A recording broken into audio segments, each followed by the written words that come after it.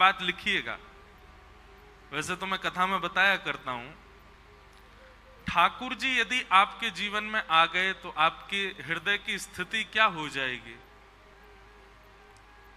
सब लोग बहुत सावधानी से सुनो। ठाकुर जी यदि हमारे जीवन में आ गए तो हमारा स्वरूप स्वभाव कैसा हो जाएगा। पहला, तन की सुध नहीं होगी आपको। हमारे परतानी परिवार के सबका तो नहीं पता, मैं तो मिला भी नहीं सबसे, पर कुछ लोगों की स्थिति ऐसी हो गई होगी, वो कब सो रहे हैं कब उठ रहे हैं पता नहीं, वो कब भोजन कर रहे हैं क्या खा रहे हैं पता नहीं, भोजन में क्या बना, अरे अच्छा ये भी बना था क्या, 4 लोग बात कर रहे थे तब पता चले अच्छा ये भी बना था। क्यों? कथा की व्यवस्था में, कथा के भाव में इतने आनंदित हो गए। वे चाहें, व्यवस्थापक चाहें तो अपने लिए समय निकाल के बढ़िया प्रेम से पा सकते हैं, लेकिन नहीं, वो इतने आनंद में भर जाते हैं कि उनको नहीं पता होता कि हम क्या कर रहे हैं। तन को जो जो सुविधा चाहिए, ठाकुर जी के आने पर आप उस सुविधा में कटौती करने लग जाओगे। पहली बात, आप पहले बहुत सस्ते संवरते थे, ठाकुर जी आ जाएंगे ना, फिर आपको यह भी नहीं पता होगा कि मैंने वस्त्र कैसे पहने, क्या पहने। कोई और टोकेगा, ए भाई तुमने कुर्ता उल्टा पहना है, अच्छा मुझे तो याद ही नहीं था। ऐसी स्थिति हो जाएगी। स्वरूप का भान नहीं होगा। सीधी बात, शरीर की व्यवस्था में जितने भी वस्तु आती सबकी लिस्ट बनाओ, सब अस्त व्यस्त हो जाएगी। ठाकुर जी आ गए तो आप ध्यान ही नहीं रख पाओगे। पहली बात, ठाकुर जी जीवन में आ गए तो दूसरी स्थिति आपकी क्या होगी,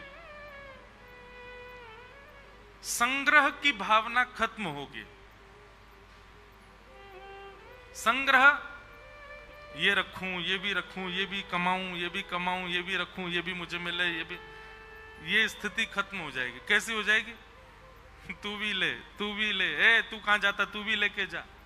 सबको बांटने का मन करेगा, बांटने की स्थिति प्रकट हो जाएगी। कोई कहेगा 1 दोगे आप 5, ये ठाकुर जी के आने पर होगा, लुटवा देंगे सब कछु। ऐसी स्थिति कर देते हैं ठाकुर जी।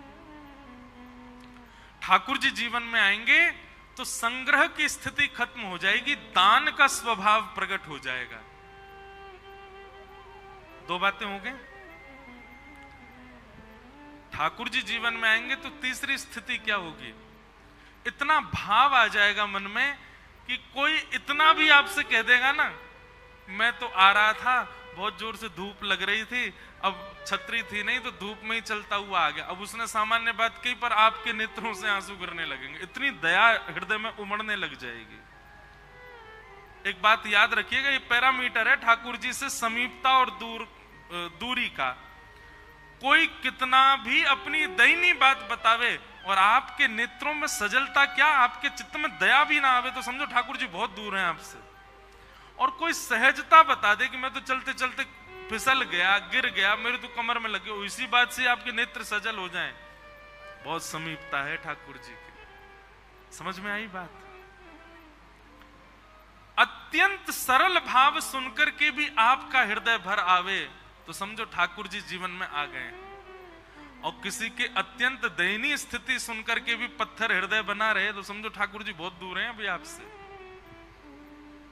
तो तीसरी स्थिति क्या होगी, ठाकुर जी जीवन में आएंगे तो हृदय भाव से भर जाएगा, हृदय भाव से भरेगा। ये सब लिखने वाले पॉइंट हैं। चौथा पॉइंट, ठाकुर जी जीवन में आएंगे तो क्या होगा, किसी दूसरे की उपलब्धि खबर सुनते ही आप नाचने लगोगे, आपको अच्छा लगेगा, आप प्रसन्न हो जाओगे, मन करेगा वाह ठाकुर जी बड़ी कृपा आपने, जो भले ही अपना बालक फेल हो गया हो लेकिन दूसरे का कोई बालक श्रेष्ठ बन गया है, दूसरा व्यक्ति आपसे आगे निकल जाए, आपको उससे ईर्ष्या नहीं प्रसन्नता होगी।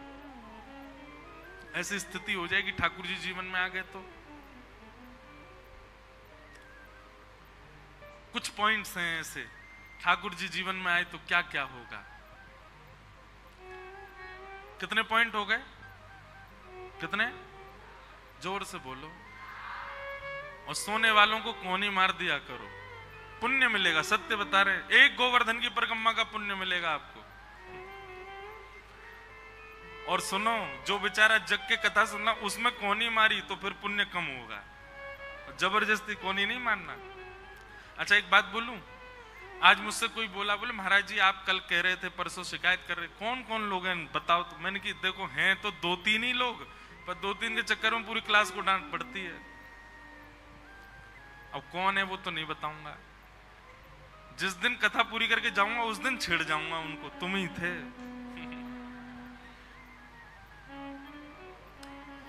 ठाकुर जी जीवन में आएंगे तो 5वीं स्थिति क्या होगी? दूसरों में दोष नहीं दिखेगा, सब में गुण दिखाई देगा। मेरी लाख बुराई आपसे कोई कर दे, लेकिन मैं जब आपके सामने आऊंगा तो आपको वो दोष, अभी स्थिति क्या होती है कि एक बहुत विशेष व्यक्ति है, बहुत बड़े संत हैं, पर उनकी आपसे किसी ने 5 बुराइयां कर दी, उन संत के आने पर वो 5 बुराइयां दिखने लगेंगी आपको। हाँ सही कह रहा था, ऐसे ही है ये ऐसे ही है। लेकिन ठाकुर जी जीवन में आ जाएंगे तो कैसी स्थिति हो जाएगी? लाख बुराई आपसे कोई कर दे, पर वो व्यक्ति जब आपके सामने आएगा जिसकी बुराई आपने सुनी है, आपको तब उसमें गुण ही दिखेगा। और आप उस व्यक्ति से कहोगे जो दोष बता रहा, भाई तू इतने दोष बता रहा था पर मुझे तो वो अच्छा ही लगा। तुझे तो सब ही अच्छे लगते हैं। सब अच्छे लगने लग जाएं, सब गुणवान लगने लग जाएं। ठाकुर जी के आगमन का एक सूचक है, एक द्योतक है। यही स्थिति हो गई है नंद बाबा की, यही स्थिति हो गई है यशोदा मैया की। अरे यशोदा मैया पूतना जैसी अनजान को भी लाला पकड़ा दे रही है अपना। कोई अनजान को अपना बालक देता है क्या? और वो बालक भी ऐसा नहीं कि 5-6 बालक हों, 80 वर्ष बाद इतनी मेहनत करके, इतनी देवताओं को मना करके, इतने नंद बाबा और यशोदा मैया ने तीर्थों में जा जा करके कितने देवताओं के सर टेके, तब जाकर के लाला भयो। और वो 6 दिन के हुए हैं और एक अनजान सामने आ गई है पूतना, भले ही कितनी भी सुंदर हो, यशोदा मैया ने पकड़ा दिया। इसका मतलब क्या है? ठाकुर जी जीवन में आए हैं इसलिए ऐसी स्थिति होगी यशोदा मैया की। सब गुणवान दिखने लगते हैं। बस एक बात कहूं, ठाकुर जी जीवन में आ गए तो 6वां पॉइंट लिख लेना, सबसे विशेष है। दुनिया आपको पागल घोषित कर देगी। जी हमारे किसी काम का नहीं है। अच्छा, पागल घोषित क्यों करेगी उसके पीछे भी कारण सुनो। क्योंकि संसारी जैसे गुण नहीं है ना फिर आपके, आप ऑर्डिनरी हो गए हो आप, अब आप सामान्य नहीं बचे हो। अब संसार का स्वभाव है छल करना, कपट करना, ईर्ष्या करना, निंदा करना, वो एक संसार का स्वभाव है। और आप उस स्वभाव से परे हो चुके हो, इसलिए संसार आपको पागल कहेगा। ये हमारे जैसा तो है ही नहीं, एलियन है, अलग अलग घूम रहा है हमसे।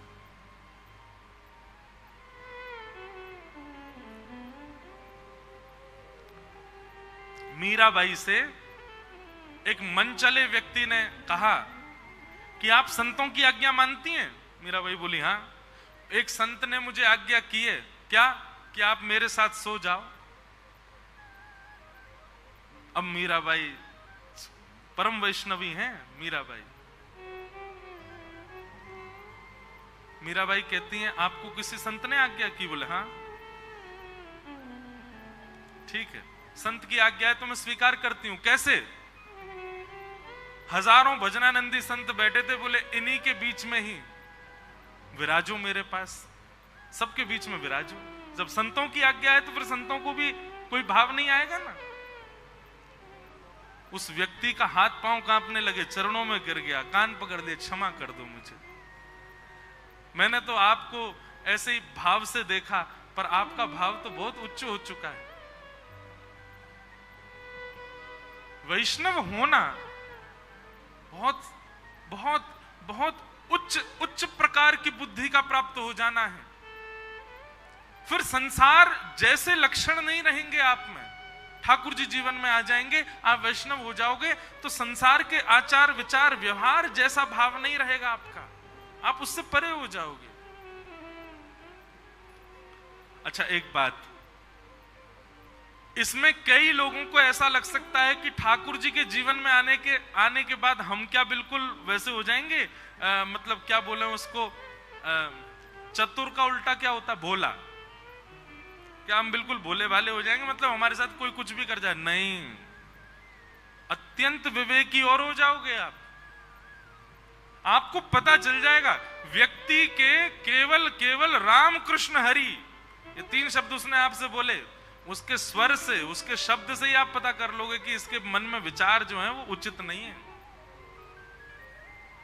और कोई व्यक्ति संसारी बात करेगा तो भी आपको पता चल जाएगा कि ये व्यक्ति परम वैष्णव है। इतना विवेक प्रदान करता है ठाकुर जी का सत्संग। और ये बात मैं नहीं कह रहा हूं, शास्त्राज्ञा करते हैं। जाढ्यम धियो हरति सिंचति वाच सत्यम, मानोन्नति दिशतु पापम पाकरोति, लक्ष्मी तनोति वितनोति च दिक्षु कीर्ति, सत्संगति कतय किम न करोति पुंसा। सत्संग सब प्रदान करता है, तो हित की और अपने चित्त की, चित्त माने मन की, सब बातें ठाकुर जी से कहो। अगली बार आप ब्रजमंडल जाओ तो गिरिराज जी जाना, और गिरिराज जी की तलेटी में चुपचाप बैठ जाना, कोई होना नहीं चाहिए आसपास, और तब गिरिराज जी से बैठ के बातें करो, चर्चा सुनाओ। अच्छा ये सब बातें हम आपको पहले ही बता चुके हैं कि आप पागल घोषित कर दिए जाओगे, पर उससे आपको परवाह नहीं होनी चाहिए। आपका एकांतिक भाव ये रखो, ठाकुर जी से चर्चा करो। मैं एक बार कथा में बता रहा था, एक बार मैं और हमारे लाल जी विदेश जा रहे थे, अकेले दोनों हवाई जहाज में। रात्रि में सब सो गए। अब विदेश यात्रा, मुझे पता विदेश प्रिय नहीं, पर मुझे ये प्रिय कि मैं और लाल जी अकेले रहते हैं वहां पे, कोई छेड़ने वाला नहीं। वहां उठाना भी मुझे, सुलाना भी मुझे, यहाँ तो इतने लोग रहते सब करते सेवा, पर वहां लाल जी और हम बस, और कोई नहीं। हम लाल जी से बोले, मैं लाल जी रात हो रही है, सब अंग्रेज बैठे हैं हवाई जहाज में, कोई आपको जानता भी नहीं, कोई मुझे भी नहीं जानता, पूरे दिन ऐसे ही खड़े रहते हो आप। आज एक काम करो, हाथ नीचे कर लो, मैं किसी को नहीं बताऊंगा, नीचे कर लो आप। मन में ये भाव आया हो, मैं ठाकुर जी से कहूं, अच्छा ठाकुर जी एक काम करते हैं, मैं 10 तक गिनती गिनना हूं, हाँ अब मेरे सामने नीचे करने में संकोच होगा, मैं आपको ढक देता हूं, आप नीचे हाथ कर लो, फिर मैं हल्का सा देख लूंगा, मुझे थोड़े से दिखा देना कि आपने हाथ नीचे कर लिया। 10 तक गिनती गिनने के बाद जैसे देखे ठाकुर जी अब भी ऐसे खड़े, मैंने लाला, अरे मैं कह रहा हूं ना, मैं कोई ये ना बताऊंगा, आप एक बार हाथ नीचे कर, थक जाते होंगे, हाथ में दर्द होता होगा, नहीं नीचे कर लो। नहीं किया ठाकुर जी ने। थोड़ी देर बाद अपने आप ही मन में ऐसा भाव आया, ऐसा उत्तर जैसा मतलब लगा कि ठाकुर जी उत्तर दे रहे हैं, क्योंकि मन में एक ऐसी निराशा सी होगी, ठाकुर जी आप भी अकेले में भी हाथ नीचे नहीं कर रहे हो। तो मानो ठाकुर जी ने चित्त में आके उत्तर दिया, बोले मैं नीचे कर लूंगा तो सबसे पहले कथान में जाके तू ही बता देगो मेरे ठाकुर जी ने हाथ नीचे किया, सब जगह प्रचार कर देगो या बात को, या हमारे मैं ना करूंगा। मन में ये भाव आया, नेत्र सजल हो गए, मानो ठाकुर जी संकेत कर रहे हैं कि भाई देख तू है वक्ता, तू अपने मन में कछु बात ना रख पावेगो, तेरे संग कोई घटना घटी तू बता देगो। और प्रेम प्रचार का विषय नहीं है, जिसमें प्रचार हो जाए वो प्रेम नहीं है। प्रेम प्रकाश का विषय नहीं है, प्रेम प्रचार का विषय नहीं, प्रेम तो गोपनीय रखा जाता है। इसीलिए हम सबके ठाकुर जी, हम इतनी सेवा करते हैं, फिर भी हमारे ठाकुर जी ऐसे लड्डू गोपाल यूं ही बैठे रहते हैं बेचारे। 3 व्हीलर ठाकुर जी, मैंने उनका नाम धरा 3 व्हीलर, एक हाथ और 2 घुटने, एक सपोर्ट तो है ही नहीं ना नीचे, ऐसे ही बैठे रहते हैं हमारे आपके प्रेम के लिए। तो रसिक प्रीतम हित चित्त की बातें श्री गिरधारी जी सो कहिए, तलेटी गोवर्धन की रही।